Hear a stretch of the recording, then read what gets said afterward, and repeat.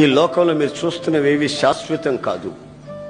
నిండు నూరేళ్ల జీవితాలు శాపంగా మార్చుకోకూడదని దేవుని వాత్సల్యాన్ని బట్టి మిమ్మల్ని బ్రతిలాడుకుంటున్నాను.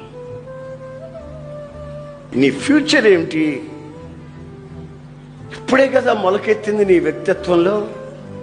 నీ జీవితం ఏమవుతుంది అని ఆలోచించకుండా మొలకెత్తిన వెంటనే గోరుతో గిల్లేసేసుకుంటే ఎండిపోద్ది, శాపంగా మారిపోద్ది.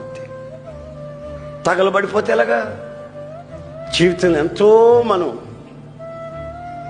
సుఖపడవలసింది, నెమ్మదిగా జీవించవలసింది, ఇతరులకు ఆదర్శంగా మార్చబడవలసింది, ఇతరుల్ని ప్రభువులోకి నడిపించవలసింది. మనం ఆరాధించే దేవుడు పరిశుద్ధుడు. ఆ పరిశుద్ధత అనే గురి మన గుండెల్లో నిలిచిన నాడు మన వ్యక్తిత్వంలో ఓ గొప్ప ఆనందాన్ని, ఆరాధనని అనుభవం.